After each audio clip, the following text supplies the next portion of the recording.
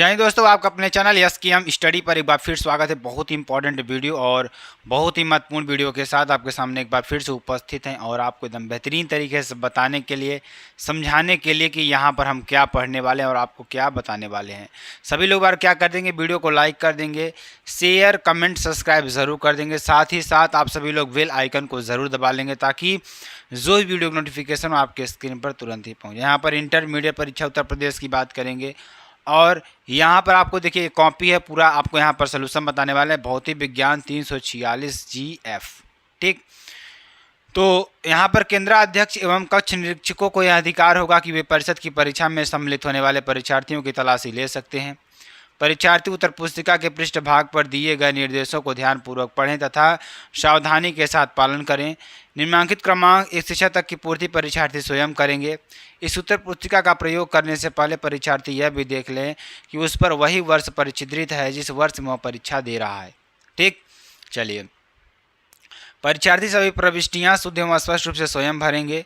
ठीक, अब यहाँ पर क्या होगा, परीक्षार्थी का अनुक्रमांक होगा, यहाँ पर परीक्षार्थी का अनुक्रमांक शब्दों में होगा, यहाँ पर अंकों में होगा। उसके बाद यहाँ पर विषय भौतिक विज्ञान होगा। यहाँ पे प्रश्न पत्र आपको डालना है और प्रश्न पत्र की संख्यांक आपको यहाँ पर डालना है 346 GF। ठीक है ना। चलिए, परीक्षा का दिन की बात करेंगे। परीक्षा का दिन यहाँ पर है, आपको डालना है। परीक्षा की तिथि एवं पाली की बात करेंगे, यहाँ पर आपको डालना है। परीक्षा केंद्र का नाम यहाँ पर आपको डालना है। ठीक है ना। चलिए, ध्यान दीजिएगा। खंड अ की बात करेंगे जो कि आपके लिए बेहद इंपॉर्टेंट और बेहद ही महत्वपूर्ण है मेरे प्यारे बच्चों। सभी लोग क्या करेंगे, बस चैनल को लाइक शेयर कमेंट सब्सक्राइब जरूर कर देंगे। साथ ही साथ बेल आइकन को ज़रूर से ज़रूर दबा लेंगे ताकि जो भी वीडियो का नोटिफिकेशन हो आपके स्क्रीन पर तुरंत ही पहुँच जाए। खंड अ 346 GF की बात करेंगे। ठीक है ना। तो ध्यान दीजिएगा, सभी लोग इसको सॉल्व करेंगे। उससे पहले सभी लोग क्या करेंगे, बार वीडियो को लाइक कर देंगे, चैनल को सब्सक्राइब कर देंगे। साथ ही साथ सभी लोग बेल आइकन को ज़रूर दबा लेंगे ताकि जो भी वीडियो नोटिफिकेशन आपके स्क्रीन पर तुरंत ही पहुंच जाए। ठीक, पहले क्वेश्चन की बात करेंगे। क्वेश्चन देखिए, पहला क्या है, श्वेत प्रकाश का प्रिज्म से गुजरने पर किस रंग के प्रकाश का अधिकतम विचलन होता है।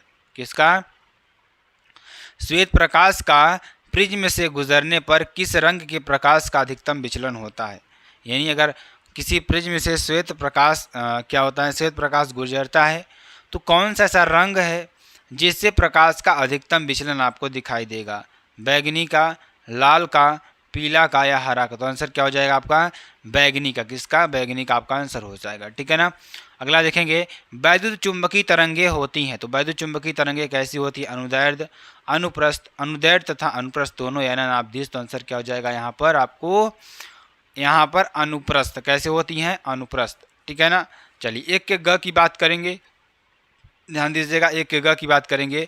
एक कुंडली के सिरों के बीच क्या करा है, एक कुंडली के सिरों के बीच 40 वोल्ट का प्रत्यावर्ती वोल्टेज आरोपित करने पर, मान लीजिए कोई कुंडली है जिसके सिरों के बीच क्या करने पर 40 क्या करने पर, ध्यान दीजिएगा, एक कुंडली के सिरों के बीच 40 वोल्ट का प्रत्यावर्ती वोल्टेज आरोपित करने पर 80 मिली एम्पियर की धारा प्रवाहित होती है। कितने मिली एम्पियर की, 80 मिली एम्पियर की धारा प्रवाहित होती है।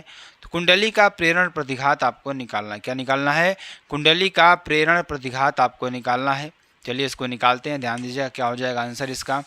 तो दिया है, सबसे पहले आपको देखिए यहाँ पर दिया क्या है, दिया आपको एक कुंडली में सिरों के बीच आरोपित प्रत्यावर्ती वोल्टेज। क्या दिया है, मान लीजिए कोई कुंडली है, उसके सिरों के बीच क्या दे रखा है, आरोपित प्रत्यावर्ती वोल्टेज। तो प्रत्यावर्ती वोल्टेज कितना दे रखा है, ई बराबर 40 वोल्ट। ठीक, और उत्पन्न प्रत्यावर्ती धारा आई बराबर 80 मिली एम्पियर यानी 80 × 10⁻³ एम्पियर। प्रेरण प्रतिघात यल की बात करेंगे, E/dI/dt यानी कि EMF बराबर L × dI/dt। ठीक है ना। यानी कि L बराबर क्या हो जाएगा, 40/80 × 10⁻³ यानी कि 500 ओम। क्या हो जाएगा, 500 ओम। ठीक है ना। 0 केल्विन ताप पर शुद्ध अर्धचालक है। 0 केल्विन ताप पर जो शुद्ध अर्धचालक होता है वह क्या होता है, चालक होता है, प्रतिरोधक होता है, अतिचालक होता है या विद्युत रोधी होता है। तो आंसर क्या हो जाएगा आपका मेरे प्यारे बच्चों, विद्युत रोधी होता है। क्या होता है, विद्युत रोधी होता है। ठीक है ना। चलिए आगे आपको बताते हैं। अगला देखिए, निम्नलिखित कण एक ही वेग से गतिमान है। मान लीजिए कोई कण है, क्या है, एक ही वेग से क्या है, गतिमान है। तो न्यूनतम द्विबौगली तरंगदैर्ध्य वाला कण कौन सा होगा, प्रोटॉन, ड्यूट्रॉन, अल्फा कण या न्यूट्रॉन। तो आंसर क्या हो जाएगा मेरे प्यारे बच्चों, यहाँ पर आंसर आपको देखने को मिलेगा अल्फा कण। क्या हो जाएगा, अल्फा कण। ठीक है ना। चलिए अगले क्वेश्चन की बात करेंगे। संतुलित व्हीट स्टोन ब्रिज की प्रत्येक भुजा तथा धारामापी तथा प्रतिरोध R ओम है। नगण्य आंतरिक प्रतिरोध वाली बैटरी के सिरों के बीच प्रतिरोध कितना होगा? 0.5 R ओम, R ओम, 4 R ओम या 2 R ओम। तो आंसर क्या हो जाएगा आपका मेरे प्यारे बच्चों? ध्यान दीजिएगा यहाँ पर। तो ज्ञात है, हमें ज्ञात क्या है? आर पी बराबर क्यू बराबर आर बराबर यस, यानी आर बराबर आर ओम। तो व्हीट स्टोन सेतु ब्रिज की संतुलित अवस्था में धारामापी में कोई धारा नहीं बहेगी। इस स्थिति में पी व क्यू तथा आर व एस श्रेणी क्रम में है, तब तुल्य प्रतिरोध क्रमशः आर वन बराबर 2R व आर टू बराबर 2R होगा। ठीक है ना। माना परिपथ का कुल प्रतिरोध आर डैश हो तो तब आर वन व आर टू क्या हो जाएगा? ध्यान दीजिएगा, यहाँ पे आपको व्हीट स्टोन सेतु का पूरा फिगर दिखेगा। ठीक है ना। चलिए ध्यान दीजिएगा। तो समांतर क्रम में है, तो इस प्रकार 1/R बराबर 1/2R प्लस 1/2R बराबर 1 प्लस 1/2R बराबर 2/2R। अतः परिपथ का कुल तुल्य प्रतिरोध R डैश बराबर R ओम। ठीक है ना। 2 के क की बात करेंगे, ध्यान दीजिएगा। खंड ब में प्रश्न नंबर 2 के क की बात करेंगे, जो कि आपके लिए बेहद इंपॉर्टेंट और बेहद ही महत्वपूर्ण है। ठीक है ना। क्या है? प्रकाश वैद्युत प्रभाव में देहली तरंगदैर्घ्य से क्या तात्पर्य है? किससे? प्रकाश वैद्युत प्रभाव से में देहली तरंगदैर्घ्य से क्या तात्पर्य है? तो देहली तरंगदैर्घ्य क्या होती है? किसी धातु पर आपतित प्रकाश की वह अधिकतम तरंगदैर्घ्य। क्या है? किसी धातु पर आपतित प्रकाश की वह तरंगदैर्घ्य, अधिकतम तरंगदैर्घ्य जो धातु से प्रकाश इलेक्ट्रॉन उत्सर्जन कर सके। क्या कर सके? जो धातु से प्रकाश इलेक्ट्रॉन उत्सर्जन कर सके, उस धातु की देहली तरंगदैर्घ्य कहलाती है। इसे लैम्डा इनफाइनाइट से प्रदर्शित करते हैं। ठीक है ना। चलिए 2 के ख की बात करेंगे, जो कि आपके लिए बेहद इंपॉर्टेंट और बेहद ही महत्वपूर्ण है। हाइड्रोजन परमाणु की वर्णक्रम में कौन सी श्रेणी परावैंगनी भाग में होती है? किसमें? हाइड्रोजन परमाणु के वर्णक्रम में कौन सी श्रेणी ऐसी जो परावैंगनी भाग में होती है? हाइड्रोजन परमाणु के वर्णक्रम में लाइमन श्रेणी परावैंगनी भाग प्राप्त होती है, जबकि बामर दृश्य स्रोत में पाश्चम ब्रैकेट तथा फुंड श्रेणी अवरक्त भाग में प्राप्त होती है। ठीक, ये आपके लिए हो जाएगा।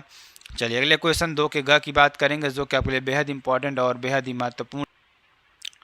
तो 2 के ग की बात करेंगे। 1 हेनरी अन्योन्य प्रेरण गुणांक की परिभाषा दीजिए। किसकी? 1 हेनरी अन्योन्य प्रेरण गुणांक की परिभाषा दीजिए। तो उत्तर क्या हो जाएगा? 1 हेनरी अन्योन्य प्रेरण गुणांक बराबर क्या हो जाएगा? यदि किसी कुंडली में 1 एम्पीयर प्रति सेकंड की दर से धारा में परिवर्तन होने पर, क्या होने पर? यदि किसी कुंडली में 1 एम्पीयर प्रति सेकंड की दर से धारा में परिवर्तन होने पर दूसरी कुंडली में 1 वोल्ट का प्रेरित विद्युत वाहक बल उत्पन्न हो, तो दोनों कुंडलियों के मध्य उत्पन्न अन्योन्य प्रेरण गुणांक 1 हेनरी होता है। उत्पन्न प्रेरित विद्युत वाहक बल E बराबर -m di/dt। क्या हो जाएगा? -m di/dt। ठीक है ना। 2 के घ की बात करेंगे। एक तार को खींचकर 2 गुनी लंबाई कर देते हैं। मान लीजिए कोई तार है हमारे पास, उसको खींचकर हम क्या करें? 2 गुनी लंबाई कर देते हैं। ठीक, तार की प्रतिरोधकता पर क्या प्रभाव पड़ेगा? किस पर? तार की प्रतिरोधकता पर क्या प्रभाव पड़ेगा? माना तार की प्रारंभिक लंबाई स्मॉल n है। क्या है? माना जो तार की प्रारंभिक लंबाई है वो कितना है? स्मॉल l है। ठीक, अब तार की प्रतिरोध R बराबर रो इंटू एल अपान ए, जहाँ रो इक्वल टू प्रतिरोधकता है, अर्थात rho is equal to A upon L R into R बराबर समीकरण नंबर 1। यदि तार की लंबाई 2 गुनी कर दी जाए तो तार की प्रतिरोधकता, यदि तार की लंबाई क्या कर दी जाए? 2 गुनी कर जाए तो तार की प्रतिरोधकता रो डैश बराबर ए आर अपान 2 एल, समीकरण नंबर 1 से। रो डैश बराबर रो अपान 2। ठीक, तो अतः लंबाई 2 गुनी करने पर प्रतिरोधकता आधी रह जाएगी। यदि हम लंबाई 2 गुनी कर देंगे तो जो प्रतिरोधकता होगी क्या हो जाएगी? 2 गुनी हो जाएगी, यानी आधी हो जाएगी। ठीक है ना। चलिए आगे आपको बताते हैं, ध्यान दीजिएगा, बहुत इंपॉर्टेंट है। तो कितना रह जाएगी? आधी रह जाएगी। ठीक है ना। 2 के अंगा की बात करेंगे तो 5 सेंटीमीटर लंबे तार को, कितने? 5 सेंटीमीटर लंबे तार को 2 × 10⁻⁴ टेस्ला के चुंबकीय क्षेत्र में रखा जाता है। कितना? 5 सेंटीमीटर लंबे तार को 2 × 10⁻⁴ टेस्ला के चुंबकीय क्षेत्र में रखा जाता है। तो 3 मिली एम्पीयर की धारा प्राप्त करने में, प्रवाहित करने पर तार पर अधिकतम कितना बल आरोपित होगा? ठीक है ना, आपको बताना है। तो 2 के 6 की बात करेंगे। अगला क्वेश्चन देखेंगे। परमाणु के रदरफोर्ड मॉडल की मुख्य कमियां क्या है, ये आपको बताना है। इन क्वेश्चनों को आपको ढूंढना है, ढूंढ के करना है। ठीक है ना, इन क्वेश्चंस को आपको ढूंढ कर करना है। ठीक है ना। चलिए 2 के खंड स की बात करेंगे। 3 के क की बात करेंगे। ठीक है ना। तो हाइगेंस के तरंग सिद्धांत से प्रकाश के परावर्तन की व्याख्या कीजिए। क्या कर रहा है? हाइगेंस के तरंग सिद्धांत से प्रकाश के परावर्तन की व्याख्या कीजिए, ये आपको बताना है। तो चलिए 3 के ख की बात करेंगे तो क्या है वो भी क्वेश्चन आपको कर लेना है। अगला क्वेश्चन क्या है, बैंड अंतराल ऊर्जा के आधार पर, किसके आधार पर, बैंड अंतराल ऊर्जा के आधार पर चालक, विद्युतरोधी तथा अर्धचालक में अंतर बताइए। किसमें, चालक, विद्युतरोधी तथा अर्धचालक में अंतर आपको बताना है, ठीक है ना। तो ध्यान दीजिएगा, उत्तर देखेंगे बैंड अंतराल ऊर्जा के आधार पर चालक, विद्युतरोधी तथा अर्धचालक में अंतर क्या होगा। चालक क्या होता है, चालक पदार्थ वे होते हैं जिनमें विद्युत चालन हेतु पर्याप्त मात्रा में मुक्त इलेक्ट्रॉन उपलब्ध होते हैं। क्या होते हैं, वे पदार्थ जो होते हैं जिनमें विद्युत चालन हेतु पर्याप्त मात्रा में मुक्त इलेक्ट्रॉन उपलब्ध होते हैं। ऊर्जा बैंड धारणा के अनुसार चालक में वे पदार्थ होते हैं जिनके संयोजी बैंड व चालन बैंड एक दूसरे के अध्यारोपित होते हैं, ठीक।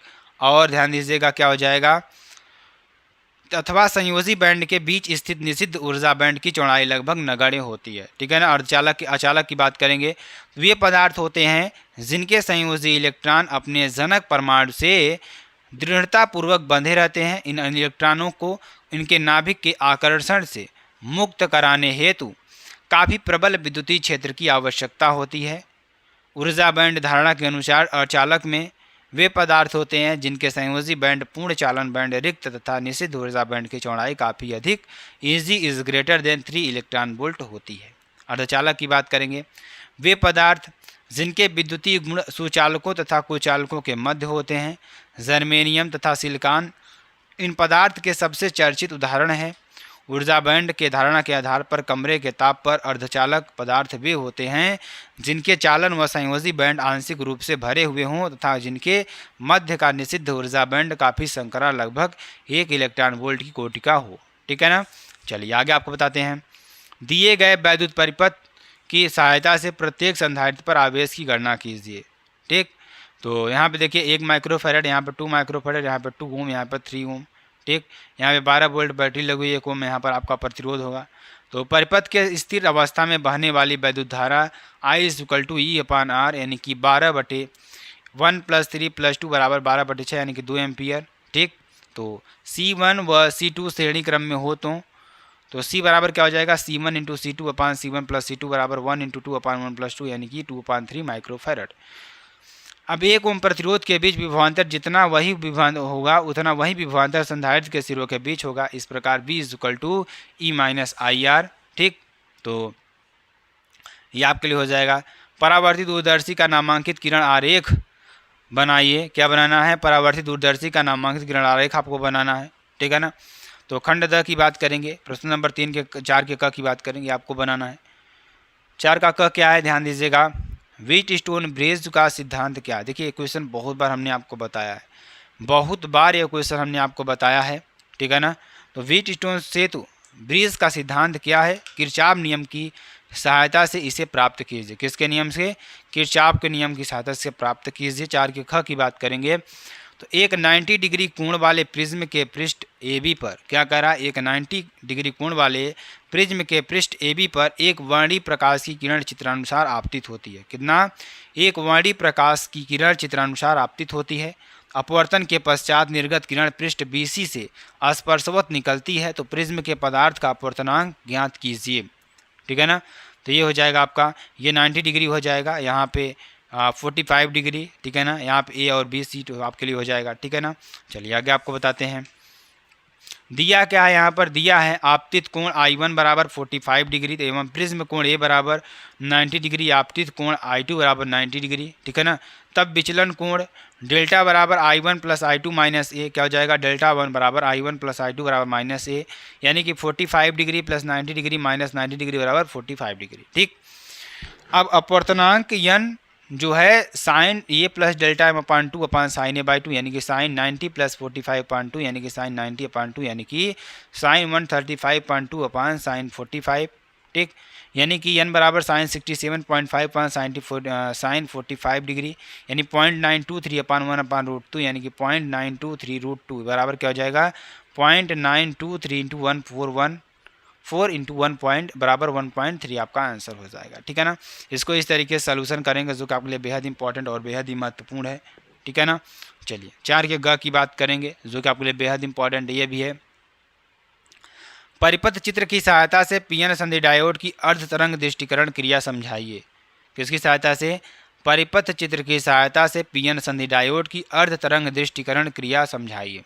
ठीक, तो पीएन संधि डायोड की अर्ध तरंग क्रिया विधि क्या है, चलिए इसके बारे में आपको थोड़ा बताते हैं और समझाने का प्रयास करेंगे। ठीक है ना, तो सभी लोग बार इसी बात पर क्या कर दीजिए, वीडियो को लाइक कर दीजिए, शेयर कर दीजिए, कमेंट कर दीजिए, सब्सक्राइब कर दीजिए। ठीक है ना, चलिए तो पीएन संधि डायोड एक श्रेष्ठ दृष्टिकारी का कार्य कर सकता है। जो पीएन संधि डायोड है एक श्रेष्ठ दृष्टिकारी का कार्य कर सकता है जब यह अग्रदिशिक होता है। क्या होता है?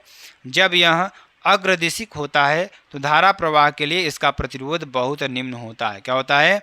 धारा प्रवाह के लिए इसका प्रतिरोध क्या होता है? बहुत निम्न होता है, परंतु पश्च दिशिक होने के पर इसका प्रतिरोध बहुत उच्च हो जाता है। इस प्रकार यह धारा की केवल एक ही दिशा में अनुमत करता है। ठीक, यतः यदि किसी संधि डायोड के सिरों के बीच प्रत्यावर्ती एसी वोल्टेज लगाए तो डायोड में धारा वोल्टेज के केवल अर्ध चक्रों के दौरान ही प्रवाहित होगी, संपूर्ण चक्रों के दौरान नहीं। इस प्रकार एक अकेला संधि डायोड अर्ध तरंग दृष्टिकारी का कार्य करेगा। ठीक, निवेशी प्रत्यावर्ती वोल्टेज के आधे चक्र में ट्रांसफार्मर के द्वितीयक सिरे का भाग S1 तथा S2 के सापेक्ष धनात्मक होता है। इस स्थिति में अग्र अभिनत क्रिया होती है। ठीक, अतः धारा लोड रेजिस्टेंस में A से B तक प्रवाहित होती है। दूसरे अर्धचक्र में S1 का मान S2 के सापेक्ष ऋणात्मक रहता है, अतः यह उत्क्रम अभिनत अभिक्रिया है। इस स्थिति में कोई भी धारा नहीं होती, यह चक्र बार बार चलता रहता है। ठीक, धारा की दिशा सदैव A से B रहती है, अतः इसे एक अर्धतरंग दृष्टिकारी के रूप में प्रयोग किया जा सकता है। ठीक है ना, चलिए ध्यान दीजिएगा, ये आपके लिए हो जाएगा पूरा ट्रांसफार्मर प्रत्यावर्ती निवेशी ये संधि डायोड है, पीएन संधि आपको डायोड लगा हुआ है। ठीक है ना, इस तरीके से आपको पूरा देख लेना है। चलिए 4 के घ की बात करेंगे। ठीक है ना, एम्पियर का परिपथीय नियम क्या है? किसका? एम्पियर का परिपथीय नियम क्या है? इसकी सहायता से अनंत लंबाई के सीधे धारावाही तार से r दूरी पर स्थित किसी बिंदु पर चुंबकीय क्षेत्र का सूत्र स्थापित कीजिए। ठीक, एम्पियर का परिपथीय नियम क्या होता है? तो किसी बंद समतल वक्र के अनुदिश क्या करा? किसी बंद समतल वक्र के अनुदिश चुंबकीय रेखीय समाकलन उस वक्र से घिरे पृष्ठ से गुजरने वाली कुल विद्युत धारा के मान का μ0 गुना होता है। यही एम्पियर का परिपथीय नियम है। तो integration vector B dot vector dl बराबर μ0 आई, जहाँ आई बंद पास से होकर गुजरने वाली कुल विद्युत धारा है। ठीक है ना, तो अनंत लंबाई के सीधे धारावाही तार से r दूरी पर स्थित किसी बिंदु पर चुंबकीय क्षेत्र क्या हो जाएगा? यदि किसी लंबे तार में I धारा प्रवाहित हो रही है, तार के r दूरी पर एक प्रेक्षण बिंदु P है जिस पर चुंबकीय क्षेत्र की तीव्रता वेक्टर भी ज्ञात करनी है। तार के परितः P से होकर जाने वाले r त्रिज्या का एक वृत्त खींचते हैं।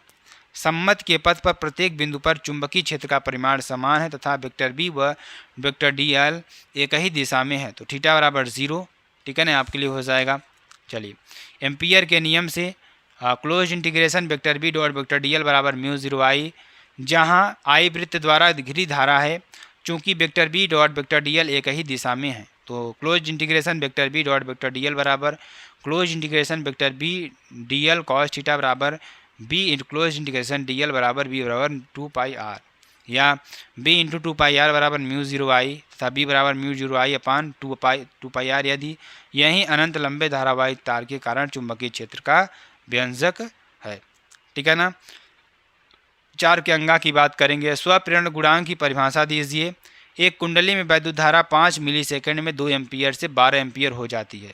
यदि कुंडली का स्वप्रेरण गुणांक ज्ञात में प्रेरित विद्युत धारा बल 48 वोल्ट उत्पन्न हो तब कुंडली का स्वप्रेरण गुणांक ज्ञात कीजिए। ठीक है ना, तो क्या हो जाएगा? ध्यान दीजिएगा, यहाँ पर स्वप्रेरण गुणांक L बराबर क्या होता है? N5e अपान आई।